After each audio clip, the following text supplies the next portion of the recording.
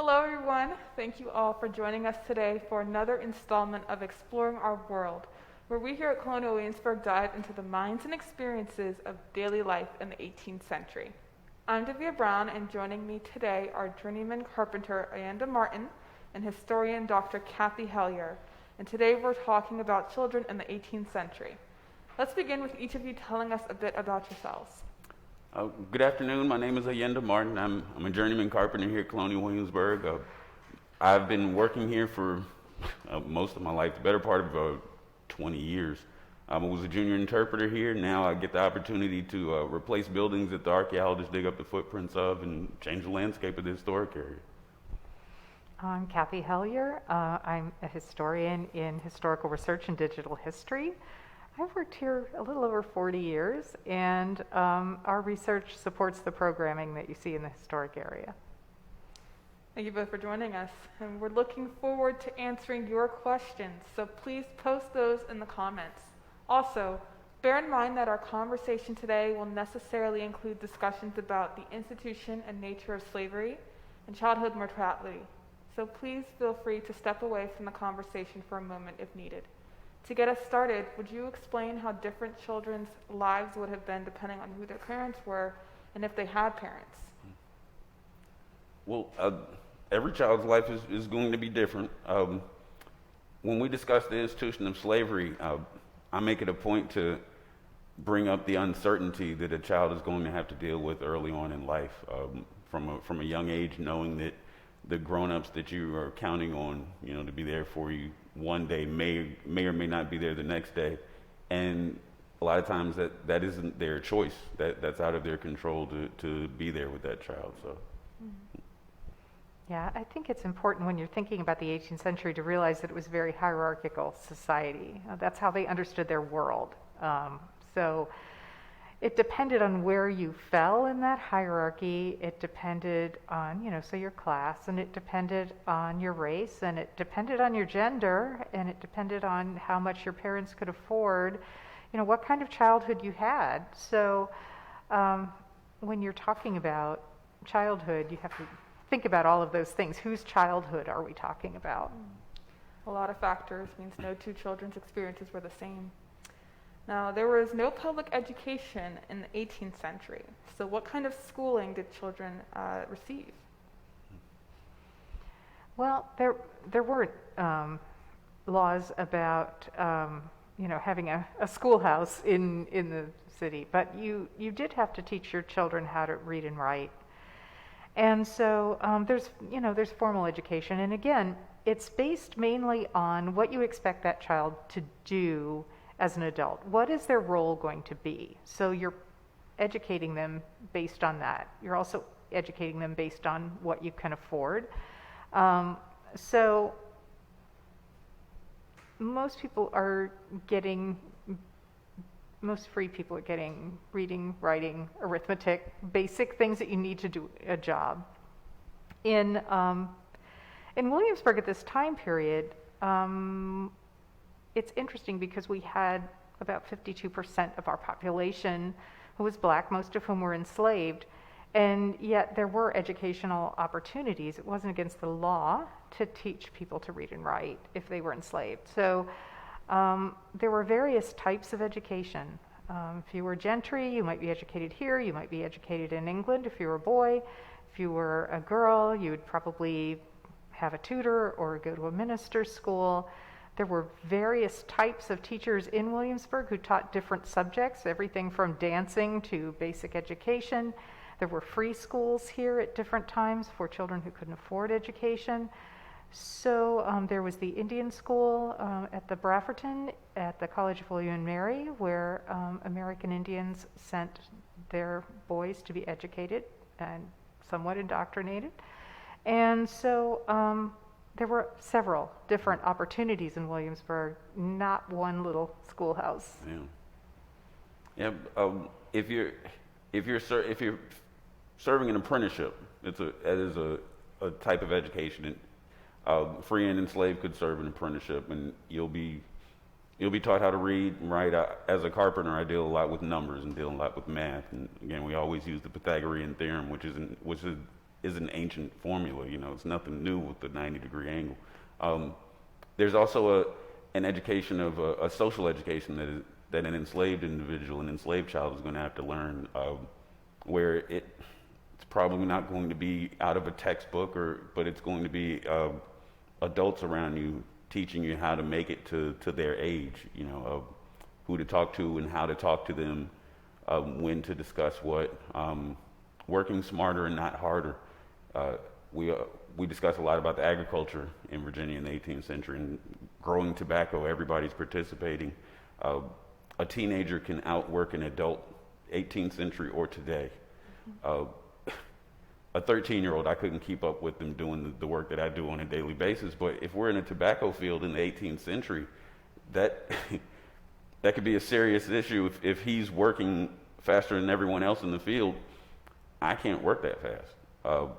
He's going to have to learn that pace that he's going to have to keep up working with everybody. He's an integral part of that community, and the lesson is going to be learned at an early age, just for everybody's benefit. I think it's important to acknowledge that in the 18th and the 21st centuries, the lessons that you learn both in a classroom or in a book are just as important as the ones you learn outside of that for your family and your community. Since you brought up working, though, everybody in the 18th century worked, from the top of society to the enslaved. And what did that look like for children, especially if they're working around things that could be rather dangerous? Well, I like discussing small children working in a tobacco field because they are integral to the business. The tobacco crop, there's worming that's involved, and a 2-year-old is closer to the bottom of the plant where they can pull the worm off the plant, because no adult wants to continually bend over and pick stuff up off of the ground. That's what 2-year-olds are for. So that lesson of working and it being important to everyone's existence, again, is learned at a very early age. Today, there are a lot of things that my mother would not allow me to do that was expected of an 18th century child. I like alluding to a child building and maintaining a fire in the 18th century as opposed to today. An 8-year-old or 9-year-old running around with a lighter is going to cause alarm. But in the 18th century, a child is dealing with flint and steel and beginning a fire, beginning the day for that family. That's not uncommon, but today would be considered dangerous. 18th century would be the norm. Yeah, I think, young women are learning to manage a household, which means they have to learn cooking and sewing and raising poultry and how to manage a kitchen garden and keeping accounts and all kinds of things like that, because they were expected to be competent and they were going to be managing their own household potentially in their mid-teens. Girls sometimes married as young as 15 or 16, particularly in those social brackets that were higher, so they could afford to do that. So they were learning all kinds of things. Of course, cooking can be inherently dangerous. People are descriptions of people getting burned on their hands, on their arms, on their face. Mostly they learned how to keep their skirts out of the fire, early. But so there are a lot of things that children are learning to do very early because they were expected to be competent early. And and also, if you're out in the country, you're working with large animals. There's a lot of potential for accidents and disaster. Yeah. Almost everywhere that children were working in that time period. And people say children today complain about chores. Not me, though. Never me. Christian wants to know, how does gender really impact things through work and education? You think about things that are done now in our society. There aren't too many gender divides. Like education, for the most part, can be pretty standard across the board, regardless of gender. So what did that mean in the 18th century for children? Well, gender was really important. You can see that girls are not learning the same thing as their brothers, even though they're at the same school. Even women high up in the social echelons are learning basic reading, writing, arithmetic. They're maybe learning some French, maybe learning some dance, maybe learning how to play a musical instrument, but their education is not extensive. Their brothers are probably learning Latin, possibly Greek, geography, history, on top of all of those other things. They're being sent away to school often, sometimes to London or elsewhere in England. So their brothers are getting a more advanced education because of their gender. And so, yeah, there's definitely a difference. Women are, as I said before, learning how to manage a household. So that's a little bit different. Although women in trades households may well learn something of the business and something of the trade. So there's not a firm line drawn there by any means. Absolutely. Now we have a second grade class from McCutcheonville Elementary School in Evansville, Indiana. Hi, Awesome. second grade class. We have a lot of questions, and the first one is from Sadie. She wants to know if kids were separated from their families in the 18th century. Wow. Sadie, yes, it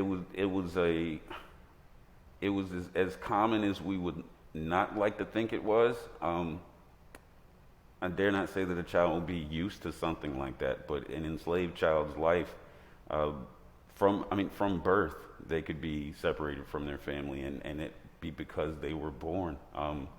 It could be a business decision that the master makes. It could be a punishment that someone has to endure that is not the lash. Free and enslaved get the lash in this society. A free person doesn't have their family separated against their will. So an enslaved child, they were very aware of waking up the next morning without a relative around that they were accustomed to being there. Mother, father, or whoever. It doesn't have to be mother or father that's raising you a lot of the time. It could be older brother or something of that sort.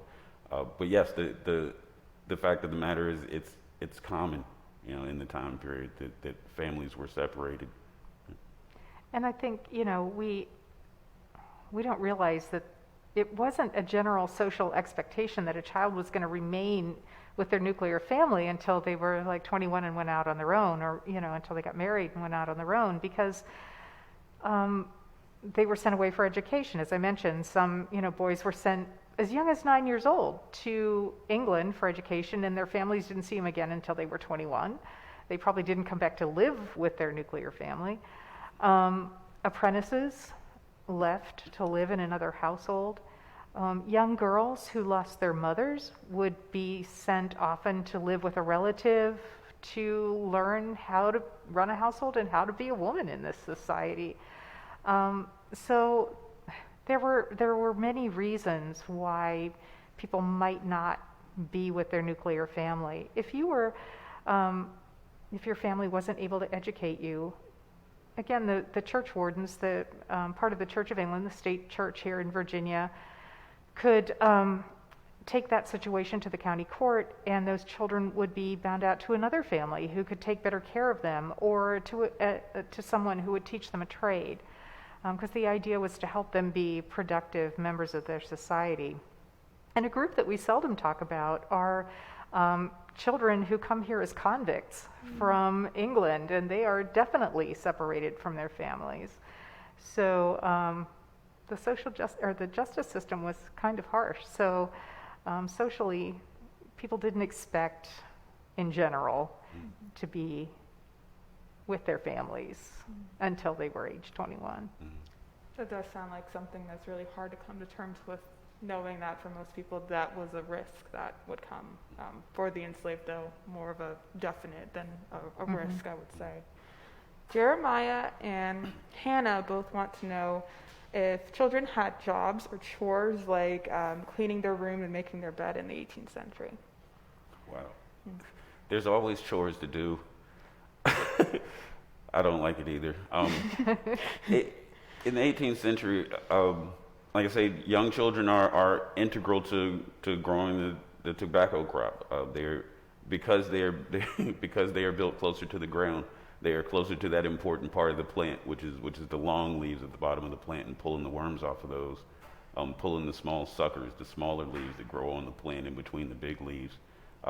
That's all stuff that they're going to have to learn at a young age.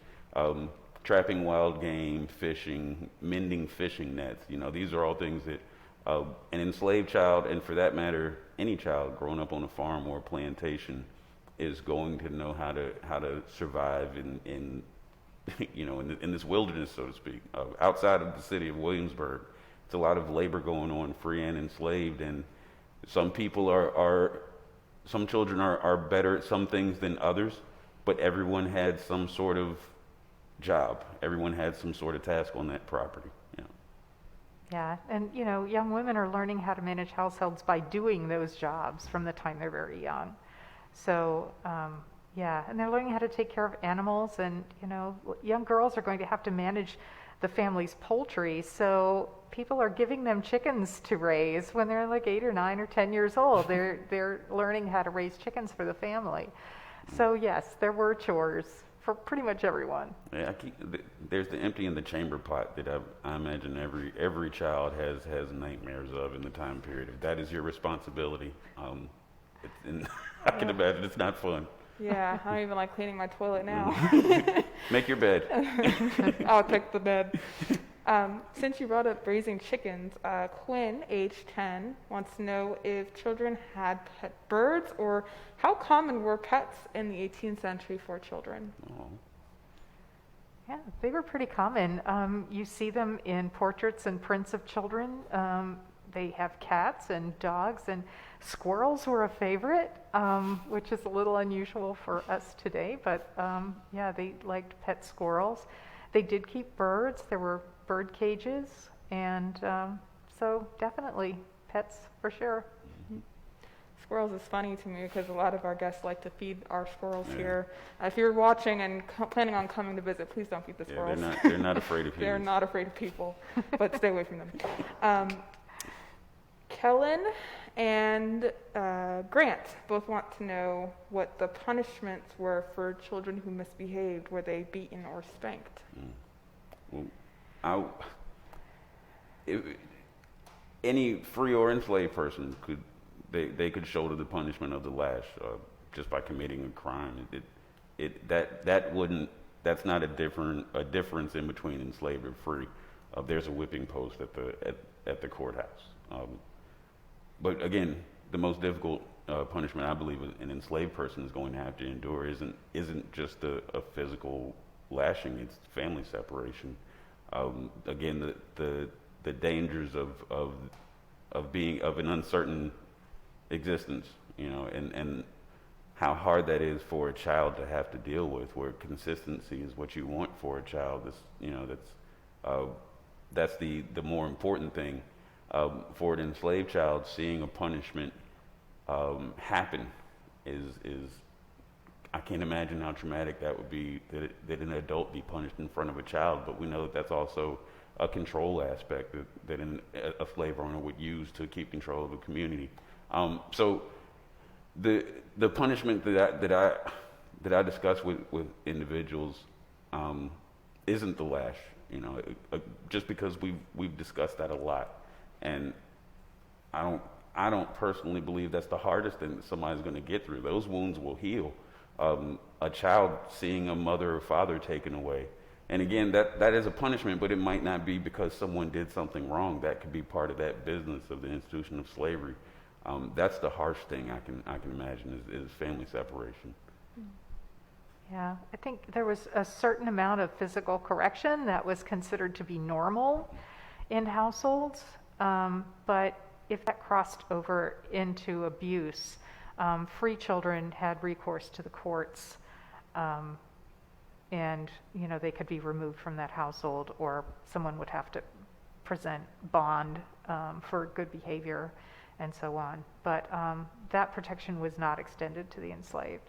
If you've ever read slave narratives detailing the lash, it is completely unimaginable to read about, so we won't say any much more on that subject. Lisa wants to know, what was the average number of children born in colonial families? And I think maybe we'll go both free and enslaved on that one. Well, the numbers 6 to 8 children stick in my head, and I believe that's from an inventory of a plantation. I don't know if it's Carter's Grove or it's Rich Neck, but 6 to 8 children in a family would be common. Yeah, that's about the right number of children in black and white families that survive to, the teen years. That's typical. And then we have questions that line up together, so we'll ask them. Stacy wants to know what kind of medical care, if any, did children receive in the 18th century? And then Sean wants to know what kind of childhood sicknesses did children experience, and did families grow herbal remedies at home? Well, they had all the childhood diseases that we now vaccinate against. They had measles and mumps and all of those things, and for that reason, child mortality was higher than it is now because we have protection against those diseases for children. So yes, and they would receive care for the same kinds of things that we do, bumps and bruises and illness. The treatment might be different.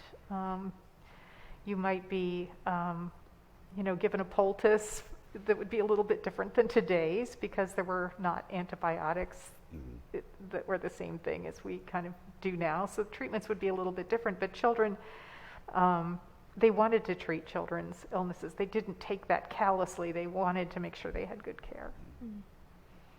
Yeah, there are, let's see, children have, an enslaved child has the master's concern because they are the master's property, and in some cases, enslaved children will have a physician brought to them, as opposed to a home remedy being practiced. And again, because of the control of the master over those enslaved people.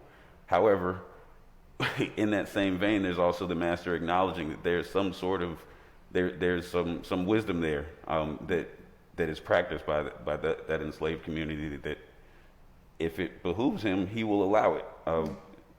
But the idea of the master of an enslaved person's owner not taking physical care of them on purpose is sort of a misnomer. Just because it's his property, he doesn't want to cost himself money, and that's a real cold way of looking at it. But again, in that business, that was the norm, And Susie wants to know, would children of the middling sort have more training in everyday living than gentry children? But could we also have you briefly explain the classes of gentry and middling? I think, just education's different.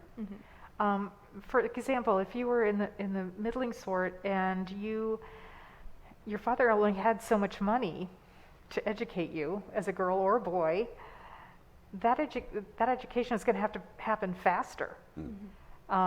We have records of a tutor in a northern neck family of Virginia, Philip Fithian, who taught the Robert Carter children after they moved away from Williamsburg. They used to live right on Palace Green next to the palace.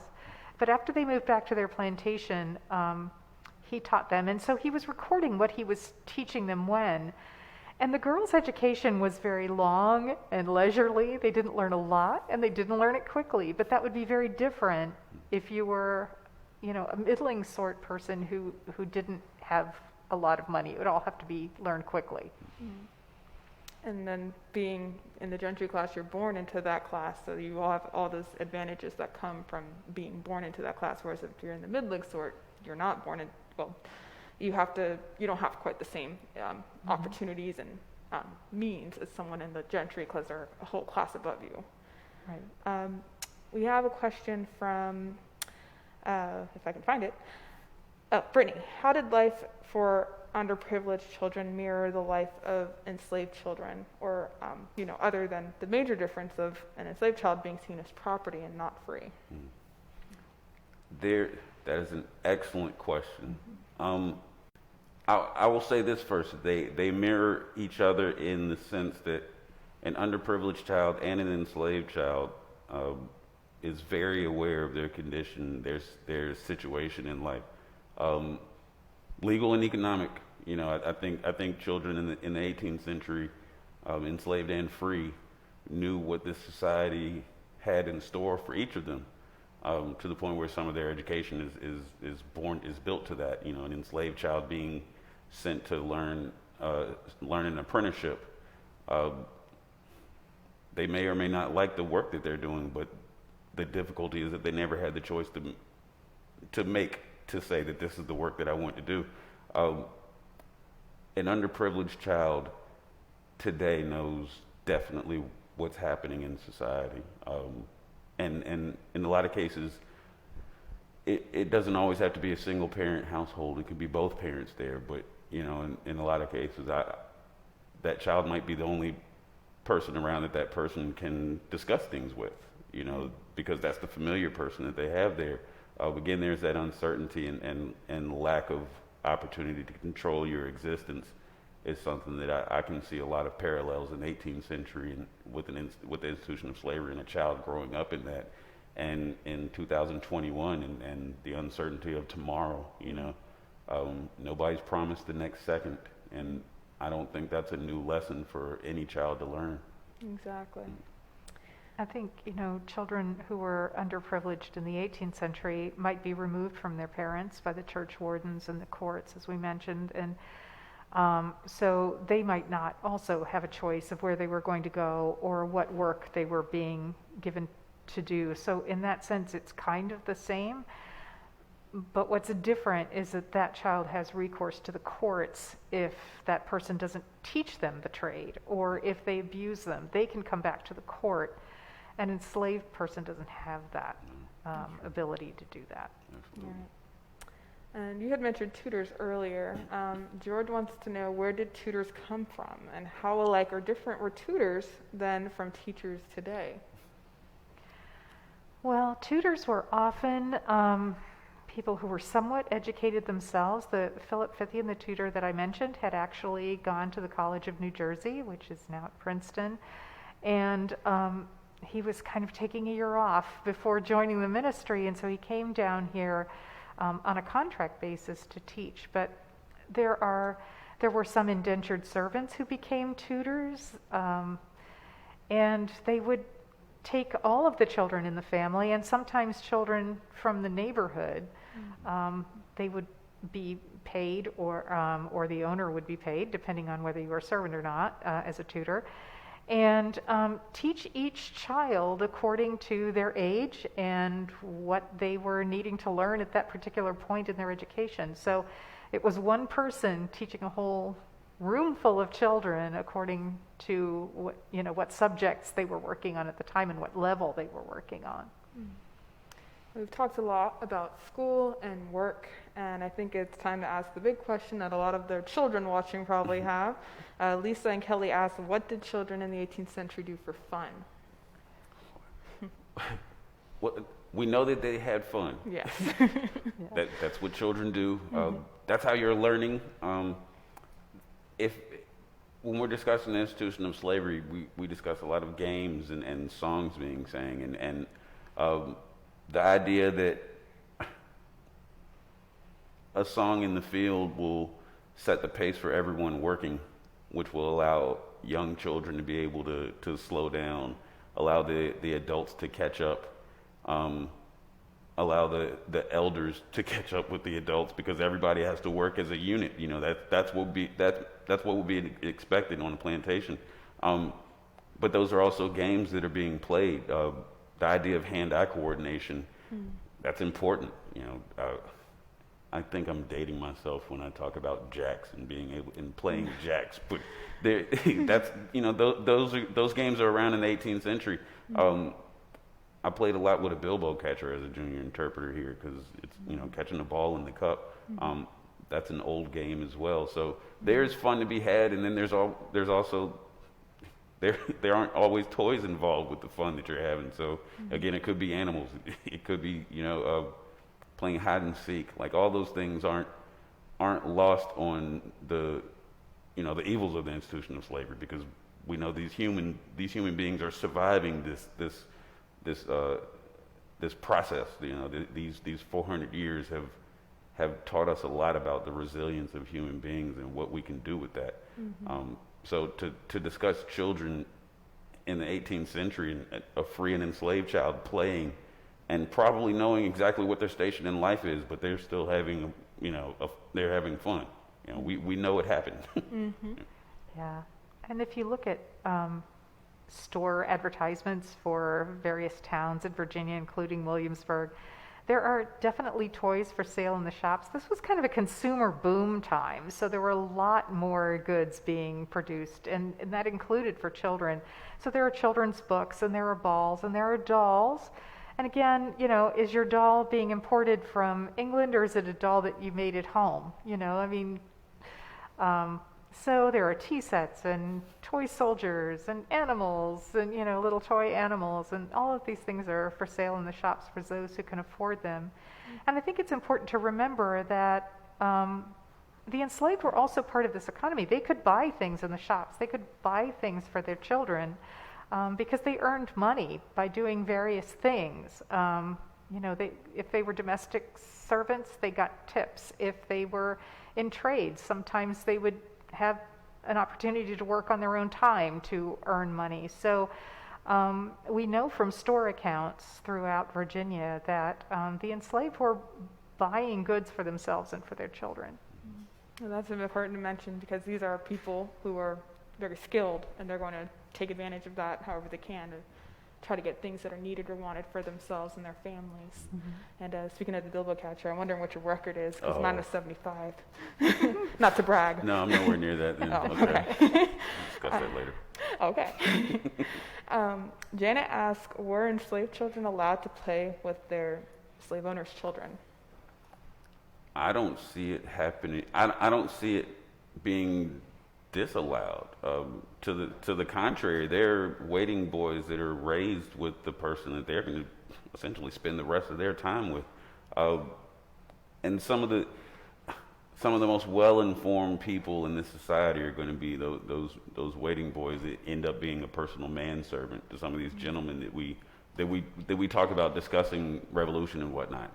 That when nobody's around, there's that relationship between two human beings. Again, completely acknowledging what station they are in life, but also understanding that these are human beings communicate. They communicate their feelings and such. So that's not uncommon. There are times when that relationship is more than just friendship. It could be blood relation. And again, I can't sit here and say that those children didn't acknowledge whose parents were whose. And because of the condition of the mother determine the condition of the child, who's enslaved and who is free. Children are born of mixed race, 18th century and today. It's not uncommon at all. Again, the control aspect and the awareness of an enslaved child, knowing what their station in life is, and the fact that they won't be able to improve their station in life.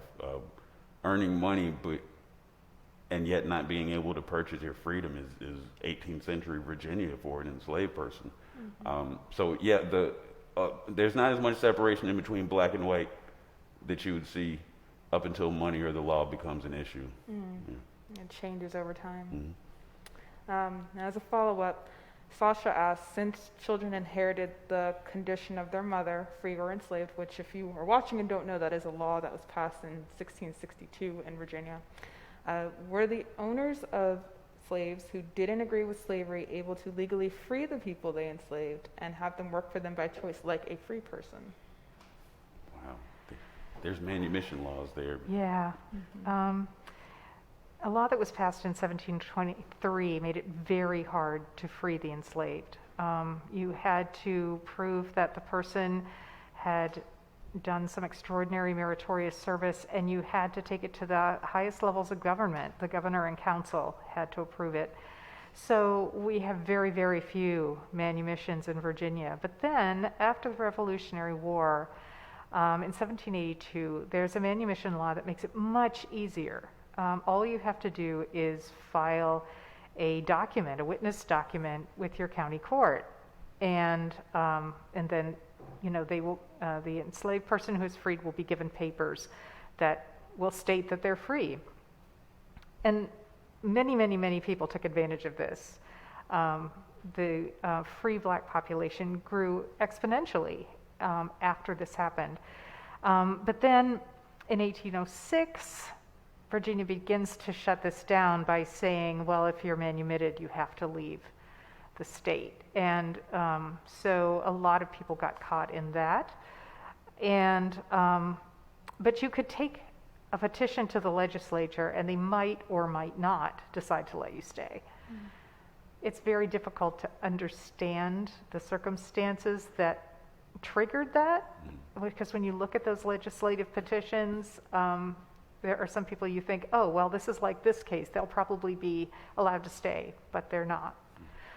So even if you wanted to free an enslaved person between 1723 and 1782, it was extremely difficult. And then with that law changing, we talked about children being separated. Imagine how hard it'd be to want that freedom, but then have to decide you want that freedom enough to leave your family behind when you do have a choice. It's really messed up. Tough. It takes a village to raise a child. So in the 18th century, do you see, what is the community's role when it comes to raising children? We talked again about separation a bit, but could you talk a bit more about how the community got involved with child rearing in the 18th century? Well, I think there are both legal ways and informal ways. So legally, if you, for example, did not have one parent, if it was your father, because you were legally an orphan, if your father died, then the courts step in and make sure that you have a guardian, someone to manage your estate. If you don't have enough money to support yourself, then you'll be bound out and you'll learn a trade and you'll become a functioning member of society and have a way of supporting yourself when you get older. So there was that. There was the idea of looking after child welfare in a way that was different than we do today, but they were still doing it as a community in the legal sense.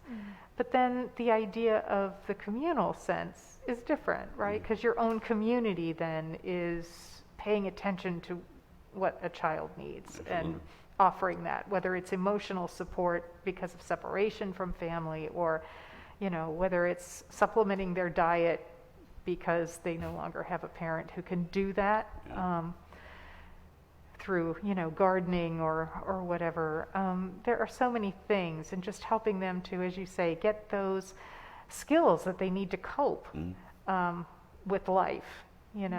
So there's both the informal and the formal ways of helping children along. Right. Tina asks, what kind of religious education did children receive? There's the Book of Common Prayer. It's something people are reading. There are a lot of preachers, or free or enslaved, preaching to communities that are free or enslaved, black or white. Gowan pamphlet jumps in my head right now, and I don't imagine him turning anyone away from his flock, free or enslaved, wealthy, middling sort, poor sort. There's a religious education that's available to a lot of people that isn't the Church of England in the time period. Of course, there's the opportunity to gather, and how legal or illegal that is, especially inside Williamsburg, where no more than 3 to 5 enslaved people, no more than 3 to 5 Negroes gather without the sight of a Christian. But there's also a connection that enslaved children are going to gain from ancestors, from elders in their community, even in some cases that may have survived the Middle Passage. I can't sit here and say that information was not passed on to some of those children, because we still see evidence of that today in a lot of things we do. Right. So yes, it was there, and not always just out of the Bible or the Book of Common Prayer or something of that sort. That's a culture that spans across the Atlantic for a lot of these individuals. Right. Yeah.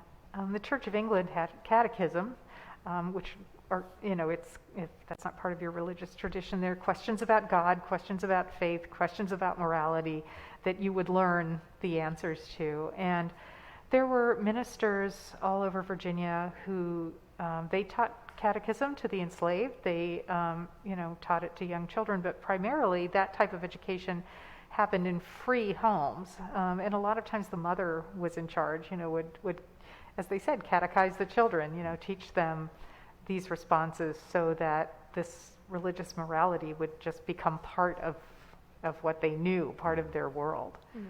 They probably saw it as valuable teaching as, more formal, practical things with work or learning to read and write, things like that, do math. So we are running out of time, but we have one last question before we go. What is the one thing you want our viewers to remember about children in the 18th century? Wow.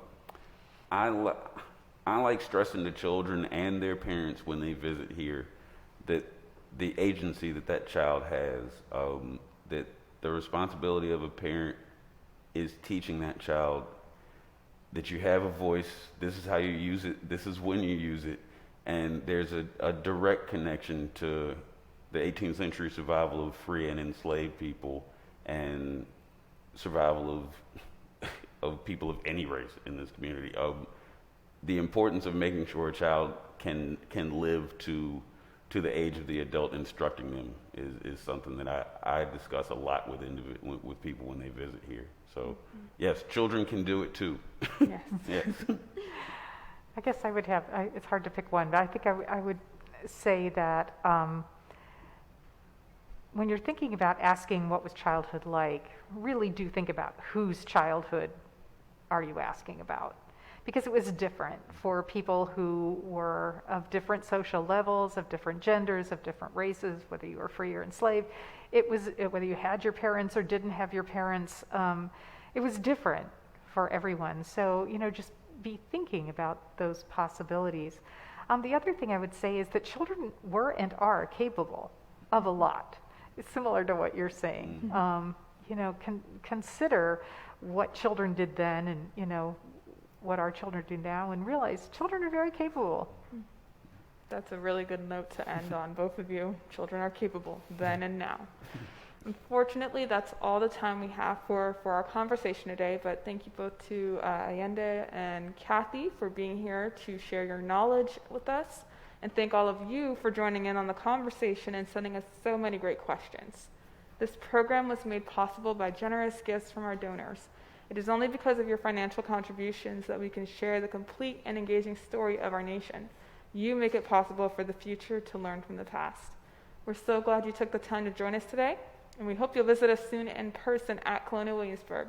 Have a wonderful afternoon.